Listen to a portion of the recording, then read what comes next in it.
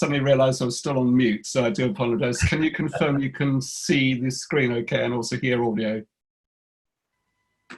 Right, let's wait for a few seconds just for a few people to confirm, if that's all right.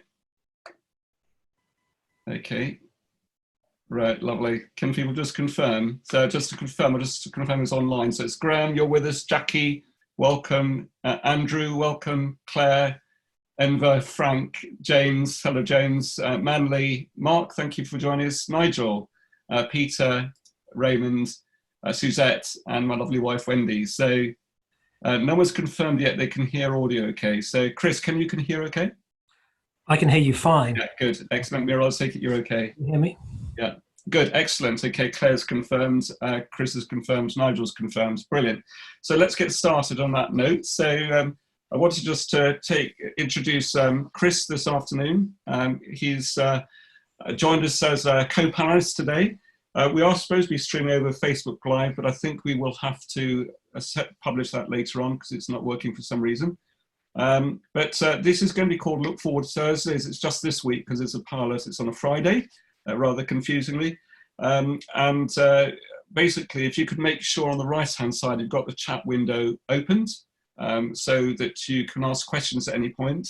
So do feel free to engage.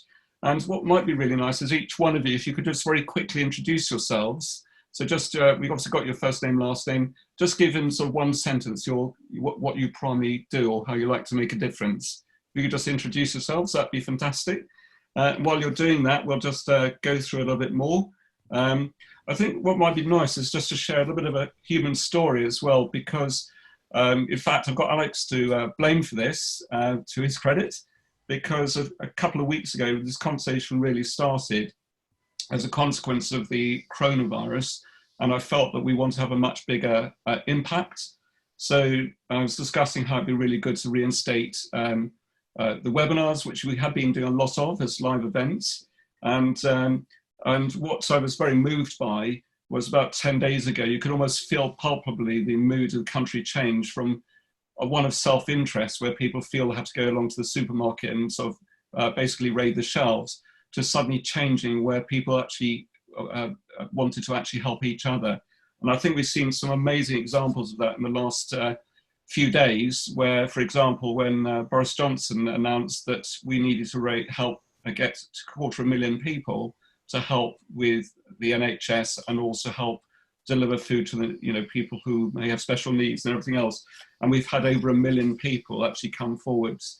So I've been, to me, I've been so very, very moved by that. And I know, Chris, you have as well, if we talk. Oh, wow. Yeah, it's just incredible. My wife is debating at the moment, she's a GP, whether thinking about her role and whether she's on the front line or helping over phone lines. So it's very much a topical part of our family. She's just persuading me to stay at home, having asthma. You might hear my slightly chesty voice at the moment, but it's very inspiring, and it's inspiring at a local level as well. I've just been hearing Rupert in our village next to us, 3,500 people. Someone has put a note out and saying to everybody on a WhatsApp saying, look, if anybody is struggling with heating, struggling with food, I'm connected with somebody who says, share the information with me and your problems will go away. Just on a local level, there's some wonderful stories that are happening where people are coming together and helping and supporting. Yes, and I've been absolutely amazed by that. And, for example, just got a fantastic example again with the NHS yesterday, and with 8 o'clock yesterday evening, where the whole country coming together and actually seeing surgeons and doctors in tears from the human response of it. So thank you for that, Chris. Just very quickly, I'd just like to pick up on the stream here that, for example, I'm only going to pick a few out of you individually, because obviously a few people are saying things, but Enver, you love to help businesses to thrive. Nigel, you ensure brand transformation is successful by making strategic and strategy inspiring. And yeah, I've got you. And Graham, nice to see you. Obviously, I know you're a business coach. We obviously know each other well, and you love helping people to reach their optimum performance and satisfaction. James, climate reality, trained by Al Gore, which can help. We can't beat that, really. I'm now working in business to encourage them to be part of the solution. Peter from Auckland, welcome. My God, what time of the day is it there? It must be perhaps about 6 in the morning, is it? So principal consultant, systems design and communication. And Jackie, cool leadership. And Jackie is an amazing lady.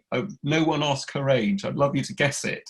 But she's an amazing lady, very driven by a real sense of purpose, just like Chris is.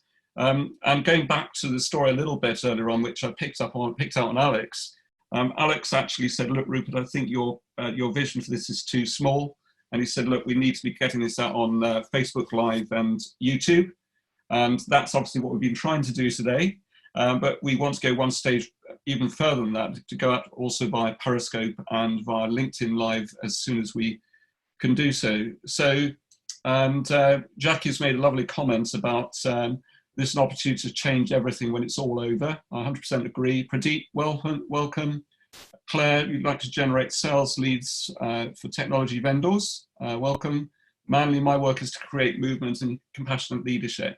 So anyway, lots of feedback coming through, so thank you very much for that. Now, this is entirely pitch free today. It's purely about sharing value and encouraging great relationships. Everyone as part of today will have a chance to, we'll explain how you can join a closed Facebook group. And what we're going to be covering today is part one, is mainly focusing on what Chris has got to share, which is about working from home, make it work with the family. I'll be explaining a lot more about some of the technology opportunities we've got from working from home. And part three is really how to survive during this crisis. So, Chris, could you just very kindly tell us a little bit about yourself, your passions and interests, and how you like to make a difference? Yeah, sure. I mean, my purpose in life is about helping people and companies to realize more of their potential. I'm a father, a business owner. I help people through Chris Cooper Business Elevation to leaders to develop and elevate themselves, their people, and to build highly engaged workforces. I've had a radio show now for 9 years. I've just come off it, hence the croaky voice. I've done my 369th hour of radio on Voice America. I have a show called the Business Elevation Show, where we help people to develop their thinking, their businesses, but also business for good is a very important theme in people, planet, profit within that as well. And that's accessed globally, quite surprising numbers from a boy originally from Scunthorpe, though I live in Leicestershire now, supporter of Leicester City, two boys, 10 and 13. My background, I worked for big companies like Mars, United Biscuits, Punch, became a company director, worked in sales, marketing, procurement, HR, training, logistics, set up a procurement consultancy, grew it to a few £1 million, sold my share to follow a passion for people. When I was my first graduate job, I will never forget that the sales director of Leyland Daft came to my desk, and it was my first week, and he said to me this, he said, Chris, he said, can I give you a word of wisdom? And I said, yeah, sure. And he said, Chris, you're about to start your career and I'm finishing mine. And if I can leave you one message of wisdom, it's this: people are everything. And then he walked and left me with that for 30 years. And I think that's really shaped my work over the last dozen or so years to really help people. So I'm trying to help my kids at the moment to get better while they're probably driving their bikes down my rockery at the moment. But that's my help, just to be helpful, supportive, add value to the world, really. Yeah, lovely. And I would just like to add to that and say that I've had the great pleasure of knowing Chris for about 2 years. We had an amazing meeting to start with on LinkedIn. That's how the conversation started, wasn't it? Yeah. And then Chris very kindly invited me onto his radio show, which is fantastic. And that's how the relationship sort of developed from there around the LinkedIn piece as well, didn't it? So yeah, and did some work with you, and it was good, and gained some value from that and some opportunity. So yeah, thanks, Chris. I also can see a few other people commenting here. Martin, welcome. Nice to see you on here. Karen, welcome back from Barbados. Karen was supposed to be on board a ship and it didn't work out. I think you broke your wrist, if I've got that correct, Karen. Welcome back to the UK. I bet you're pleased you got back in time before these, well, I'm not sure you would be actually, but in light of the fact we've got the lockdowns now as well. But anyway, welcome, Karen. Glad you've been able to make it today. I apologise I've missed anyone out, by the way, but I just need to keep the thing flowing, as it were. So, Chris, really over to you to really explain a lot more about what we talked about earlier on in terms of value you'd like to share with everyone. So over to you. Yeah, sure. I think what we felt for this conversation today was clearly we're in a very unusual period of history right now.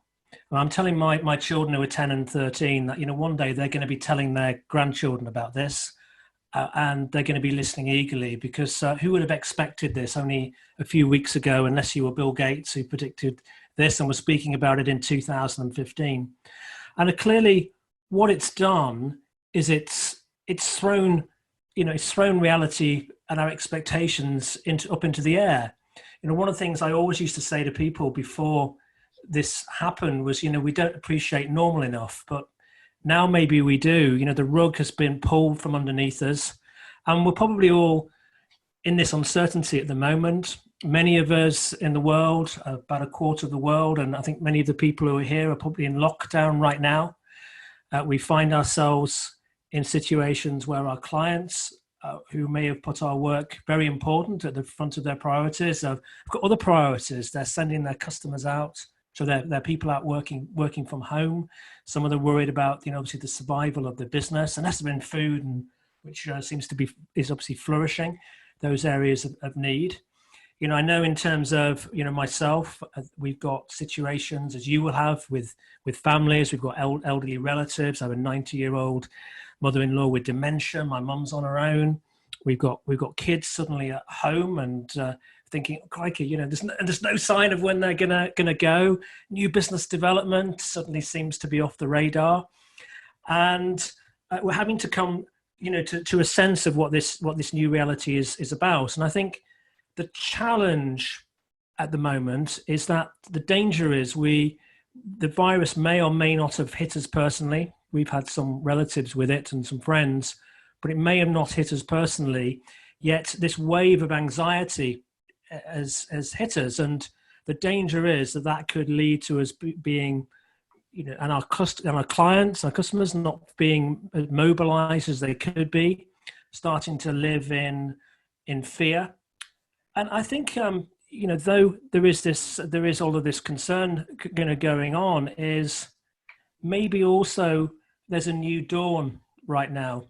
Maybe there is actually a new opportunity. I've been having these huddles with my children and my family, and I'll tell you a little bit more about them, because I want to just share.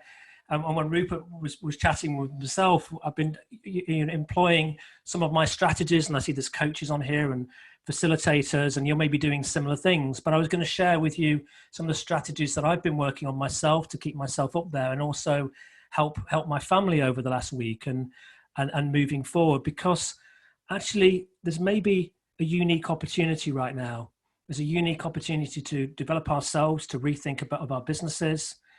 Crikey, the climate needed a break. My youngest son, who's 10, Daniel, said in one of our huddles, we're not a religious family. We don't come from a religious sort of background, but we have, some spiritual sort of beliefs. But Daniel said something very profound. He said, Dad, is God doing this to us because we haven't been looking after the planet properly?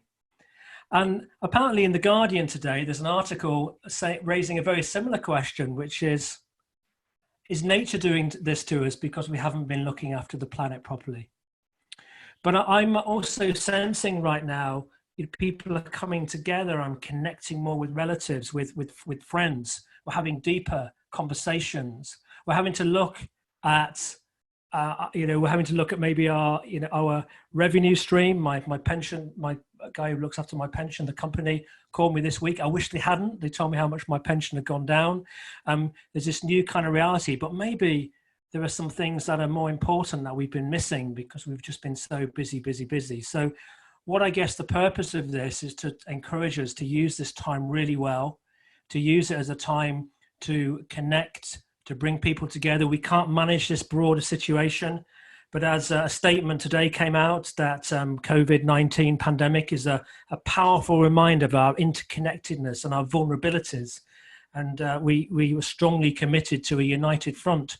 There is an opportunity for us all to play our role right now. And I think is to stand up as leaders, keeping our heads within our family, within our communities, and when maybe others are losing theirs. So I think that's what I'd like to talk about, is maybe just a few ideas and thoughts, and I'd love to hear some of your thoughts as well about some of this and some of the strategies you're using right now to keep yourself productive, be helpful, and contribute, and also minimize fear and anxiety, such that actually we use this opportunity we've got for rethink, and also a shift in our own kind of development and that of our clients, so we can contribute more. Yeah, quite. And it's really interesting actually, because James, in fact, James and I were speaking about this earlier on today and a few days ago. In fact, you picked up on something which is almost very similar to what James was saying a few days ago to me. And he's a great advocate of everything you're saying. He's actually put a link in the chat. You guys may want to actually grab that and have a look at that after this session today. So it's basically, in terms of the chat as well, because obviously Chris has shared some very powerful stories that you can really relate to. If you guys have got some stories you would like to share, or some particular experiences that you feel others would like to join in on, do share it. We may well read those out, but also if you're happy to join in on this, we might even invite you in very quickly to have a very quick chat with everyone else who's on this webinar today, so we can see what we can do as part of that. So the other thing is around that as well. One of the things I've sort of noticed, Chris, is that because obviously we're dealing with typically people more at the coal face in terms of growing and scaling a business, is a lot of people are actually really scared at the moment. They may not say it, but actually deep down you can feel the fear. It's all, in many cases, the experience of how I describe it is almost like people. It's almost like people it's like rabbits looking in the headlights, because they've suddenly, this thing has hit us. Just saying to other people earlier on, the beginning part of this year, it was looking as if 2020 was going to be an amazingly rosy year. Everything has started off really well. And there seemed to be a lot more certainty around, a lot more positivity. And you could just start to see this shadow appear at the end of January, early February, of course, in China. And it's since unfolded. And of course, it's just hit us all like a lead balloon. But I think it's this greatness within us that helps to really pull us through. And I think a lot of us actually are suffering overwhelm at the moment, and perhaps suffering a lot of decision paralysis as well. So the natural instinct with situations like this is people are scared, and when they're scared, they tend to go back to safety. Sometimes that's a really good thing, and it's the reptilian part of the brain saying we need to protect ourselves. But the other side of it is actually we need to sort of step back, take a bit more of a strategic view, and say, well, actually this is going on at the moment, but what can I do to make things much better in the future for other people, but also for ourselves and our families? So, and in fact, Karen's picked up on the fact this fight and flight here, and Enver's picked up on the fact he's going to be arranging calls with almost 100 people. Well, actually, it's a great point, Enver, that, because in what better time is it to reach people than now? Because, at the end of the day, they're typically at home. The only word of caution I'd give there is we need to be ultra sensitive as well. I've had conversations with people just in the last 24 hours where 3 members of people close to them actually contracted the virus. I know my son, who's 23, a friend of his, has actually contracted the virus, has been in a hospital for several weeks. Police say it's a lot better now. And there were 2 other people who are seriously ill. So it's really getting very close to comfort, and it's a chance for us to really pull together. But you've been talking a lot about your head, Chris, haven't you, and also your body as well. I don't know whether you want to elaborate a little bit more on that. Yeah, sure.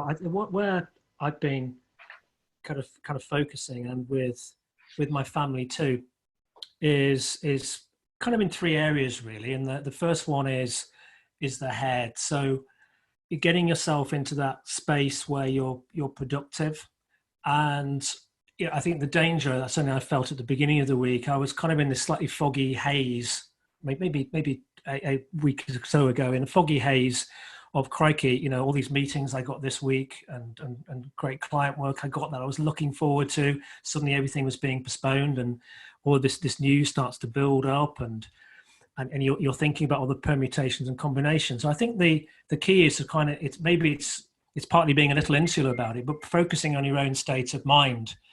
So, things we can do, maybe plan your day such that there's maybe a little bit of meditation, perhaps in the morning. I do a little bit of deep breathing four box breathing. I do 4 breaths in through my nose. I hold my breath for 4, breathe out for 4. That's kind of calming.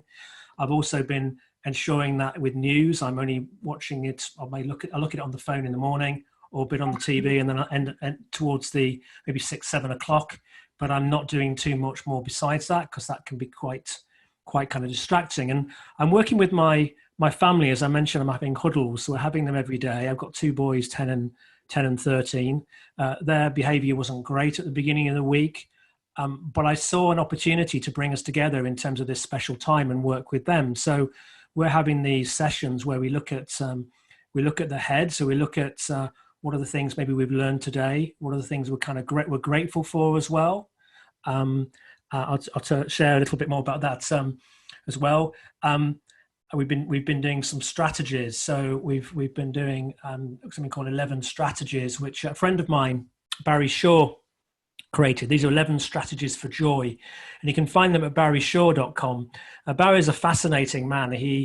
He was a very successful entrepreneur in the States, built diamond businesses, sold them for many millions of dollars, lives in Beverly Hills. And he interviewed me on his show last week, and I've interviewed him for a show myself. And he had an experience, a little for his experience of suddenly a paradigm shift when he suddenly became ill, and within an hour became paralyzed. He was literally had to be turned over, had everything, and then he had to be turned over continuously for 2 years and 4 years in a wheelchair. He then did some aqua swimming lessons and with floats, and eventually his legs started to move.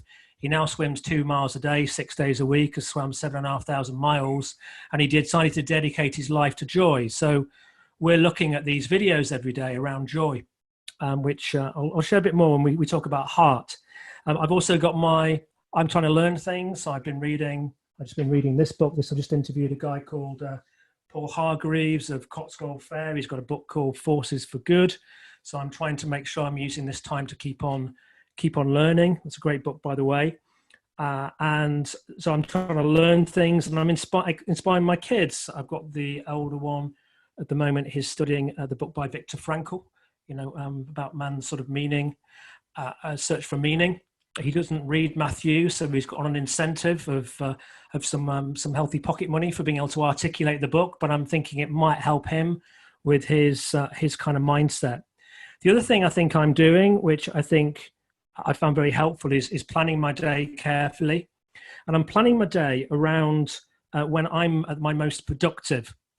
And I found quite helpful. I got this from a book called Boundless by Ben Greenfield, I think. And what it is, it's something called the Power of When quiz, and you can do it for free at thepowerofwhenquiz.com. And you find out whether you are a dolphin, a lion, a bear, or a wolf, which is quite interesting. But what it is, with each of those types, it identifies your natural rhythm. So, my natural rhythm is that I've realized that I'm a bear. So that is 50% of the population. And I always used to try and get up early, like some of these American gurus, and try and read and meditate and stuff. It just didn't work for me. And I was tired and I'd get a bit cranky. So by doing this, I realized that actually that's not my profile. My profile is one whereby I get up with the sun and I go to bed when it gets dark. So for me, getting up at 7 o'clock, light exercise, breakfast is helpful. Planning is good from 9 o'clock. I'm absolutely on it from 10 to 12. So I do my work emails then and the important things are more difficult. I used to feel guilty about having long lunches. But now I've realized that I'm pretty useless between 12 and 2:30. So I'm now actually having a walk. I'm having some food, spending a bit of time with the family. I'm doing a few tasks in the garden. 3 till 6, I'm absolutely on it. So I'm back down, working really well at that time. And then 7 o'clock exercise, brainstorming if I've got the time, or the family 8 till 10, and then bed. So that is helping me be much more productive. And I've really noticed that when I'm using one of the reminders system with Apple to help me jog me. But I've had a really, really productive week this week. So just trying to get that discipline into the way I structure things, but also encourage people to learn to keep the energy up.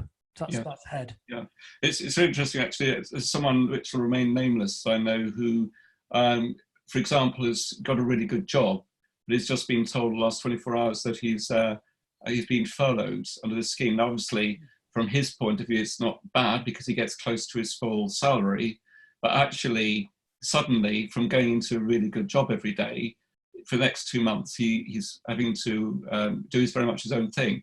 So in a sense, it's a bit of an opportunity, but also at the same time, people, it's a massive adjustment. And he's very much in a career position. And I think it's really important that at times like this, we actually stay very motivated with all of this. And the thing I'd very much like to add around that is that it's easy to become a potato. And I find that because, for example, last week, a lot of my meetings have all been by video conference. And there's been some days I've barely moved my desk, and I actually have to make a conscious effort to do that. And it is about keeping moving all the time, even if you're at a desk. In fact, I'm going to try and get a height adjustable desk so I can stand up rather than having to sit down all the time. For me, a daily walk, because I'm not brilliant at exercise, and we're looking forward to getting another dog in 2 or 3 months' time, which we're waiting for this litter to be born so we can eventually collect our nice new puppy. So, but you talk a lot about the heart as well, Chris, don't you, as far as this is concerned? And by the way, guys, just before we come back to Chris again, James has just made a point about that we're programmed to believe in something and in the middle, and that's an amazing story. I'd obviously perhaps expand on that a little bit. If anyone's had some amazing experiences or some tips they'd like to share, please do share. And Enver's talked about having a proper hour for lunch and so on. But we've also had several people join in the call since. I think, Frank, you may have joined in. Hugh, welcome as well. So just have a quick scan down this list to see who I might have missed. If I missed anyone, I do apologise. So, coming back to you on the heart, Chris, and then we'll perhaps open up to perhaps a couple of minutes just on the heart and then move on to some questions again. Actually, absolutely. Well, I just mentioned body quickly. I think that's obviously about keeping fit and maybe a bit of exercise in the morning, something during the day. I'm Zwifting and I'm really enjoying that at the moment. I can do it inside.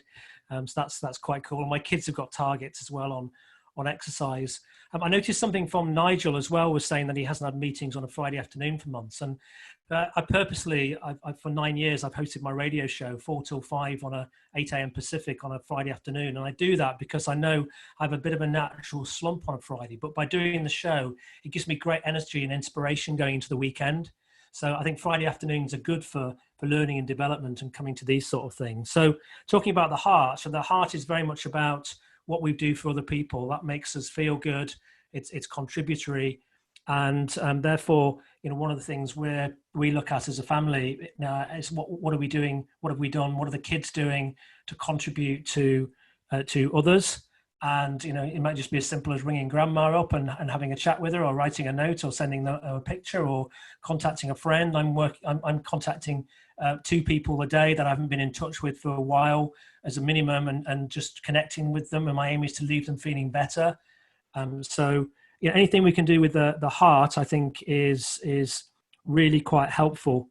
And I mentioned the example with some of these 11 strategies for joy, these little videos that Barry's produced. I've been going through these with my kids. So we've done Smile and Be a Good Friend, which are the first 2. And Smile stands for seeing miracles in life every day.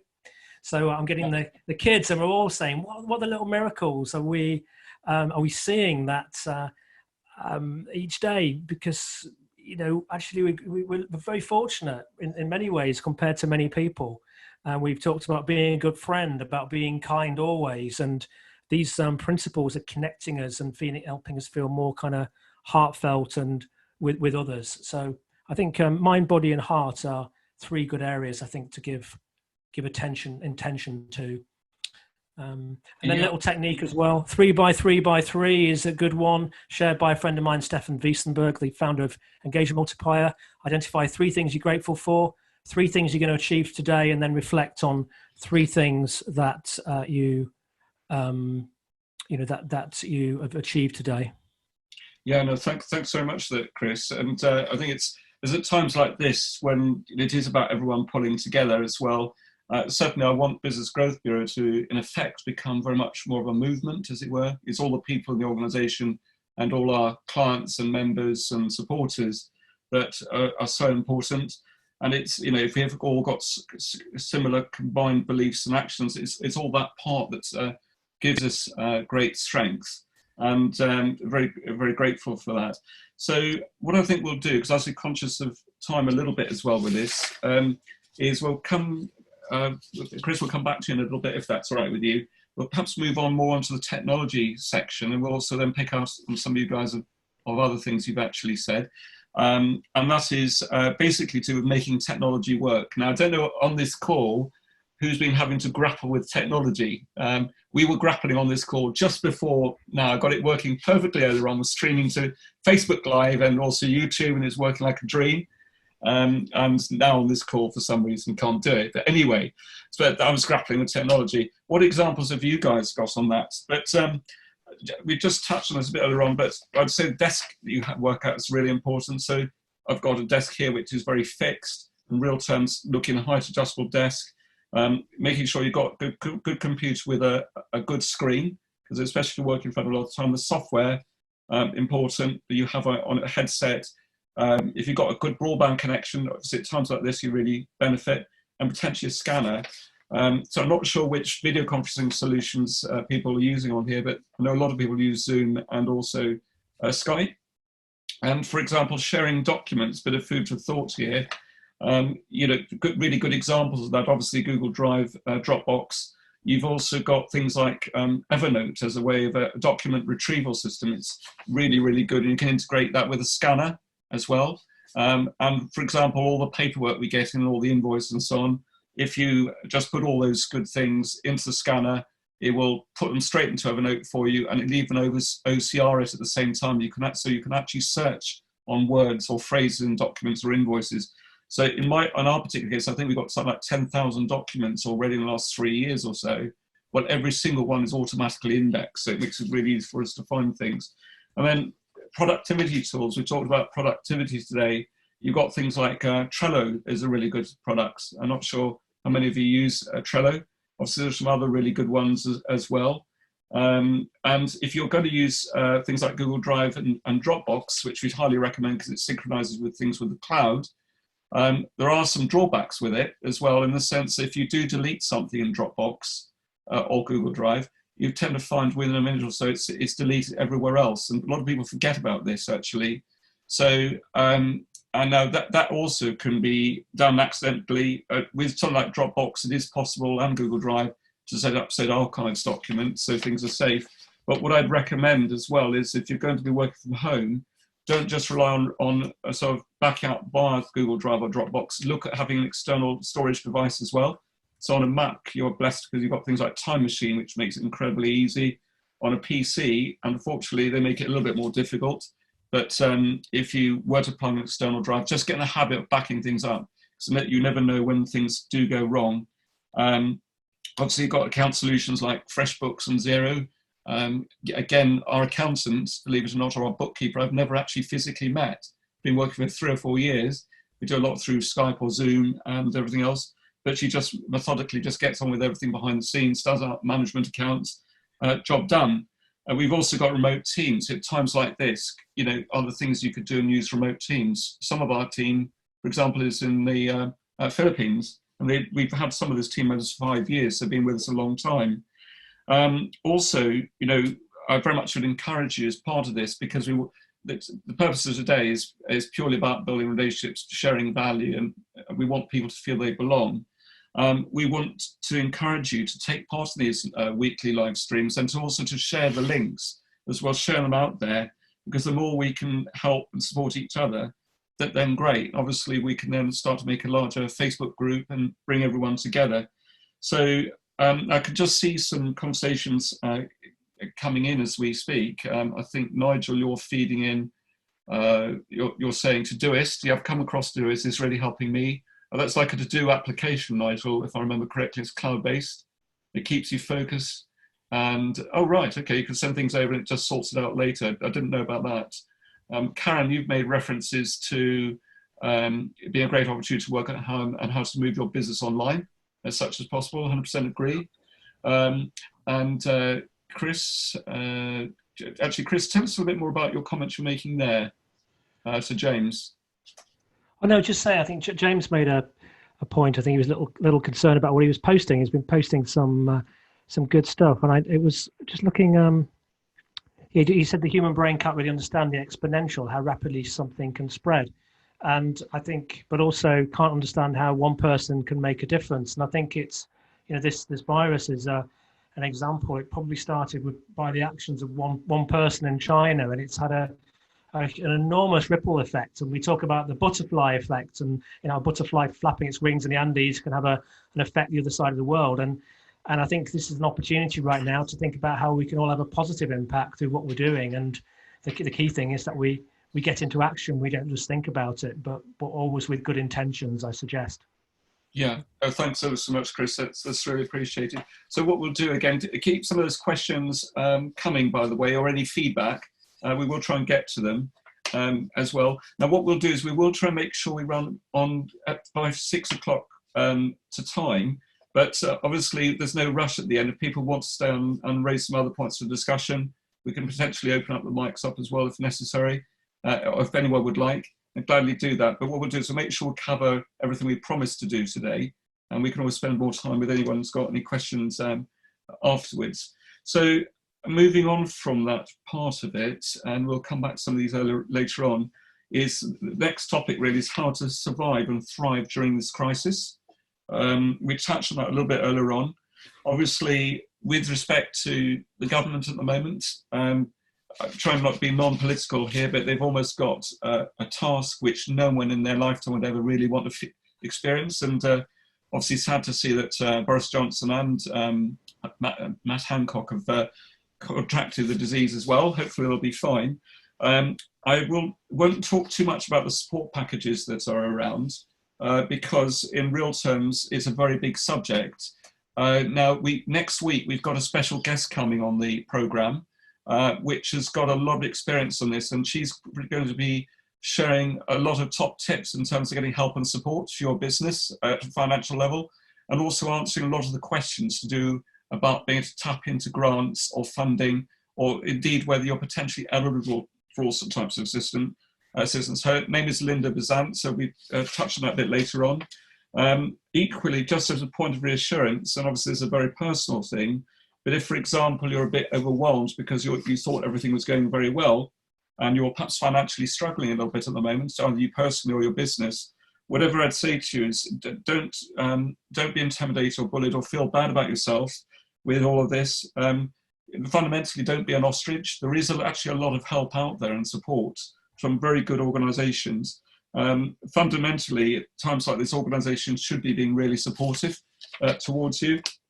And at the end of the day, unfortunately, again, fear is the killer assassin. It appeals to the reptilian part of the brain, and it can have a massive impact. It can override a lot of our logical decisions as well. So logic does have to be applied, because otherwise you can make decisions based purely on an emotional response. Obviously, clearly, at the moment, for those of us who perhaps are much more reliant on networking, for example, and perhaps going directly outreaching to individual prospects or clients, at the moment, of course, that's incredibly, you just can't do it. In fact, we've had to cancel 2 events in the last 10 days because of this.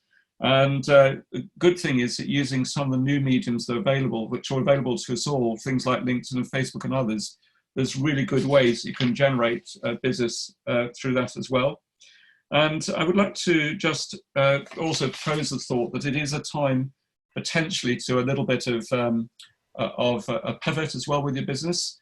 In our case, we did do a bit of a pivot in August, September last year, because we realized that I wanted to do much more than what we've been achieving to date. And in the last 10 days, we've had to do a much smaller pivot, because we were already doing a lot online anyway. But it's a good time to look at things like this. And if you wanted to speak afterwards about that, of course, I'd gladly have a conversation. And it's about being smart. And we've got a really good example of that as well, just around here.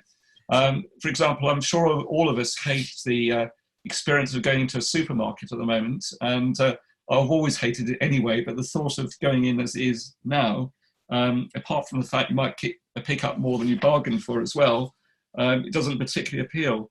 But what's really encouraging, you've got a very simple innovation coming through, and sometimes it's the really simple things that actually work. So let's take a case in point.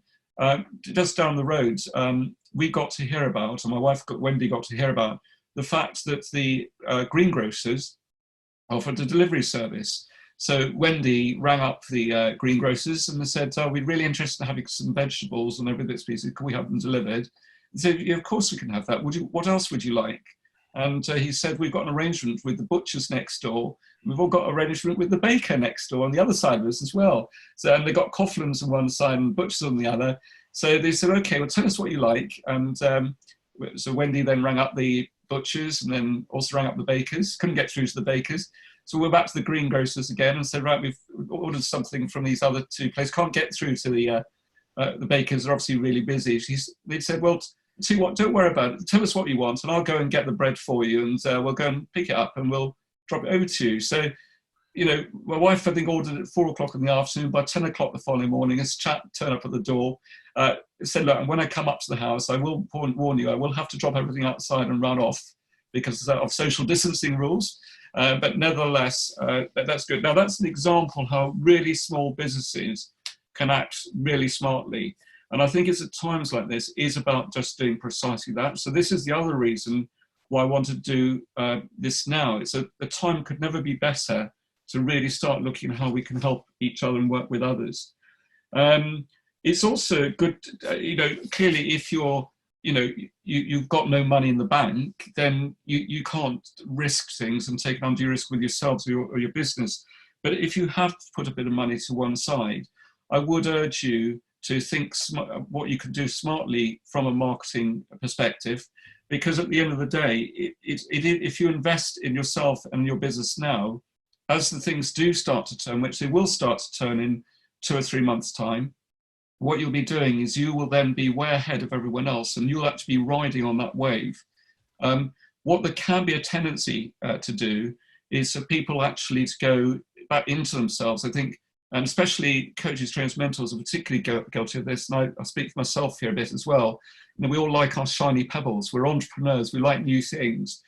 What I would say is if you're going into product development mode and you're not focusing on the other parts of your business, just bear in mind that if you need to start thinking now how you can fix things moving forwards, because otherwise you're going to be financially in a much worse space in a few months' time than you are now. So look at how you can invest strategically in your business to really get that growth and give that strength. What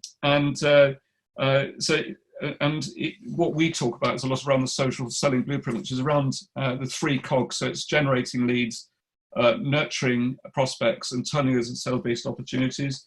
LinkedIn is working very well now. Certain social media, some prices on social media on pay-per-click has dropped as well, by the way, because of what's going on. And as was picked up earlier on, I think it was by Enver, it's actually a really good time to reach people at the moment, so long as you're really sensitive to their position, if I can put it that way.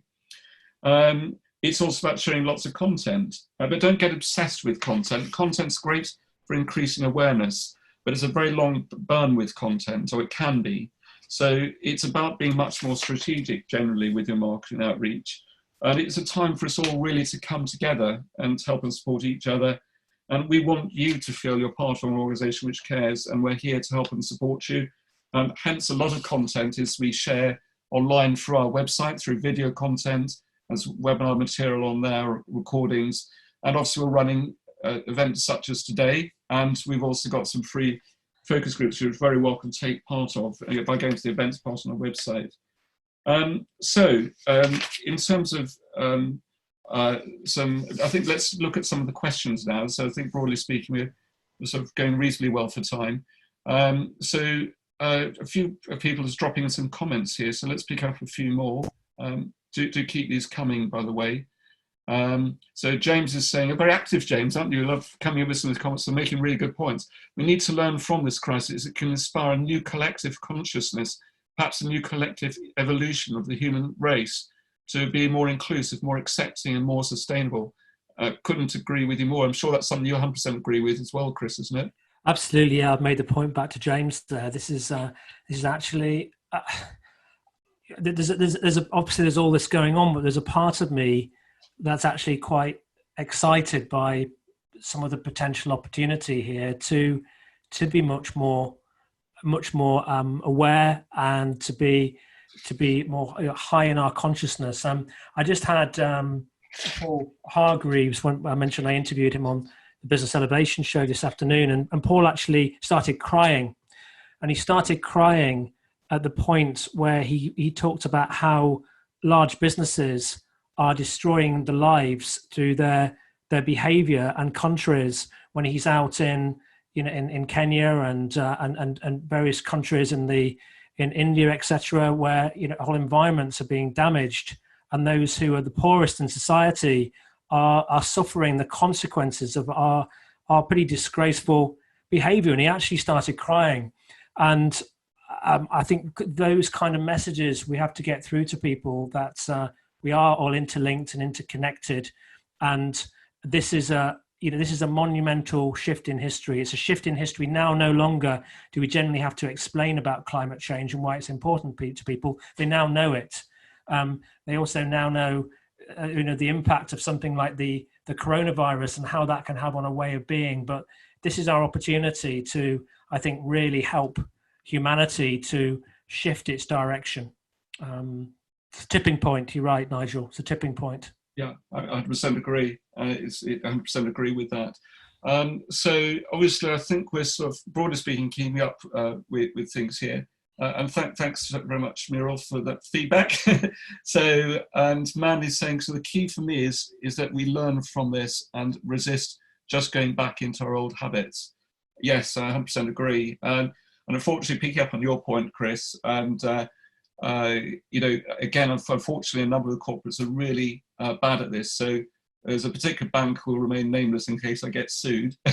But for example, I do know during the financial crisis, of course, they've got a terrible reputation for basically screwing their customers over, but also they made a very bad purchasing decision, which led to, I'm going to give you a clue now, but they actually ended up being sort of renationalised by the government, as you know. I won't say any more.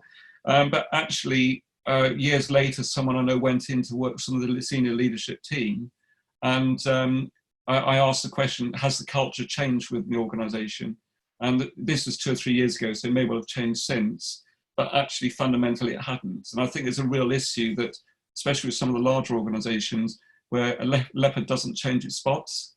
And I think it's the new generation that's coming through now. So, for example, it's the millennials, for example, as case in point.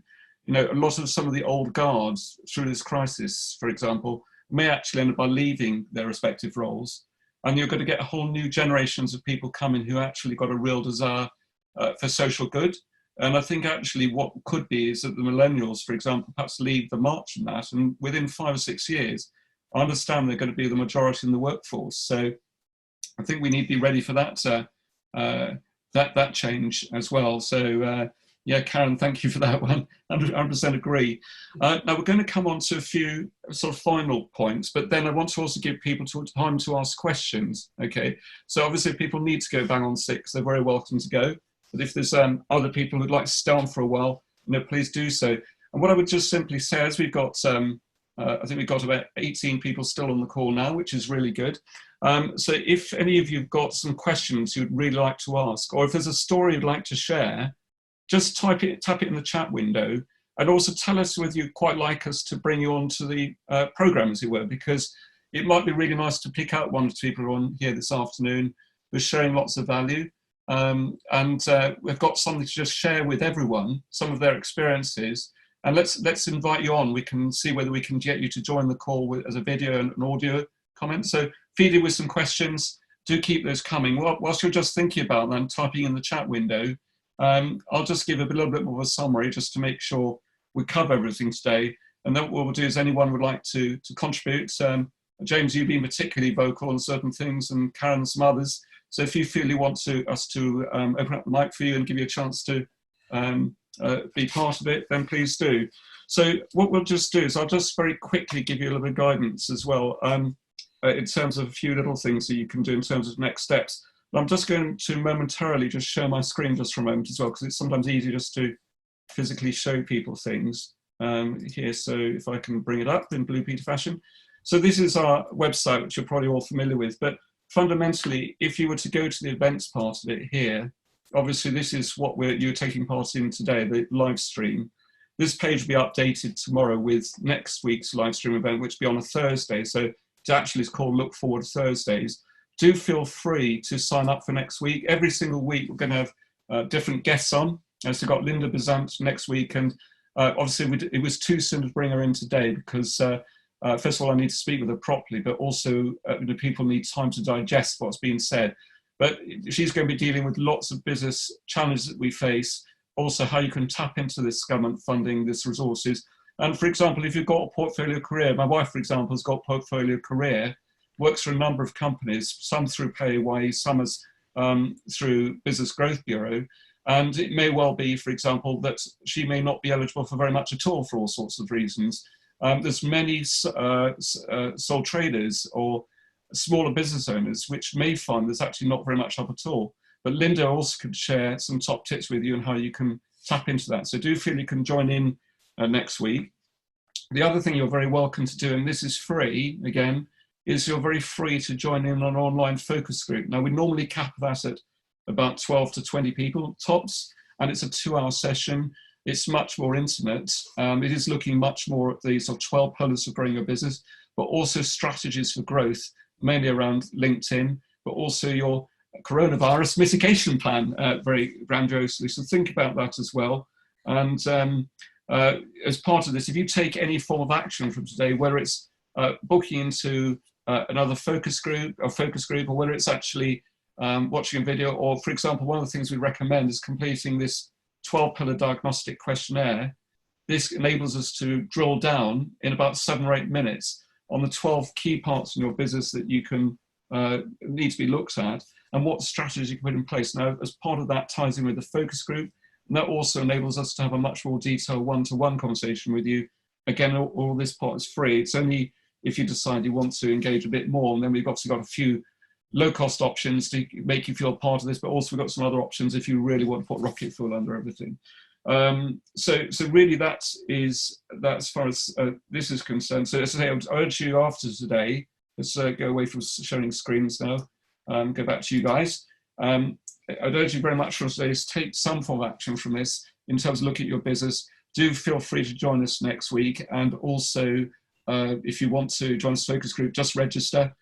Very straightforward, and it's via a Zoom link again, and you can take part. Whilst we're just going to read through these comments, Chris, are there some points you would particularly like to make today? Other points you'd like to share? I'll pick up from some of these, read some of these comments at the same time. So, sorry. Well, I think maybe a couple. I just noted a comment from James again. We need to learn from this crisis. It can inspire a new collective consciousness. And I said I was looking at another one, so I've moved on. This is Martin. Many people are talking about the opportunity to change human behaviour. Who is going to make sure that this happens? What's making it happen just now is authoritarian government. And what if America goes back to normal and takes the world with it again?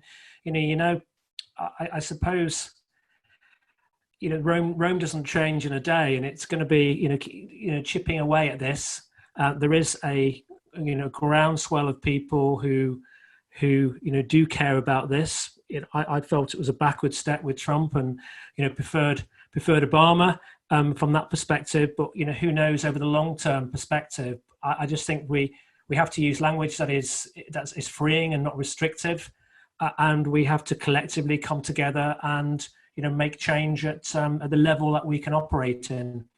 So this and and the interviews that I do are about raising collective consciousness. It's our way within our sphere of influence that we can make a difference to this agenda and debate. And it is also possible within the work that we all do, that we start to think about these matters that help, and we use that as a vehicle to change minds, and one person at a time. It may not happen in our lifetime, but it doesn't mean we shouldn't keep on making the difference that we can personally to this situation. So I'm energized by that. Leaders rise and fall, and no doubt we'll be in a very different situation in 10 years' time. But while I'm here, and I want to keep making that difference, and I hope that you do too. So it's good, this collective consciousness. It's an important agenda, and this is an opportunity like no other now, a time like no other to be moving people forward, and it's happening. Things like B Corp are really interesting. What they're doing. 250 companies now with B Corp registration, and they're getting monitored really on the good that they do, not profit. We need to. Well, interesting with B Corp. To be B Corp, the leaders of the business cannot have more than 5 times the average salary of the average salary within the business. And many of our big organizations, believe it or not, is over 250 times the average salary some of those senior people are earning. Wow. What are they doing? They're hoarding it. We need to be chipping away at this in our own little way, adding positively to this debate. So. Yeah, thank you, Chris. That's really good. Off the soapbox, sorry. No, that's great. I think I love it. And Nigel, I love suggestions made by people, not by politicians. Yes, I think it is the movement and the people. I think it's what is in some ways quite encouraging. Is I feel actually politicians are listening a little bit at the moment. They seem to be a bit in tune with the way people feel. They're not getting it 100% right. Unfortunately, there's millions of people who are going to feel probably left out by what's going on at the moment. But I think they are trying, are doing their best. And but anyway, I think broadly speaking, we've sort of pretty well covered everything today. So we must work to bang on time. Obviously, if anyone would like to pick up afterwards, do message Chris, which is at chris@chriscooper.com. Is that correct? Chris at chriscooper.co.uk. Oh, sorry, I apologise. Yeah. Website chriscooper.co.uk. But yeah, Chris, I'd love to hear from you. So and I say Chris is I've involved Chris with several of our clients, and I've got great respect and admiration for Chris. And and you guys, obviously, a number of you I know you from this call. I know Muriel, a number on this call as well. So very grateful for you joining in today. So hopefully we'll see you all next week. And by the way, share that link as well. Tell everyone about it. Obviously, the more people we can connect and engage with as part of this, share that page. So it's businessgrowbeer.com/events. Just share that as much as you like, and we'd love to actually have a massive impact on everyone. And you guys can obviously help us to make a difference. So with that in mind, thanks ever so much. Really appreciate it, and enjoyed your company. Thank you. Take care, everyone. Bye bye.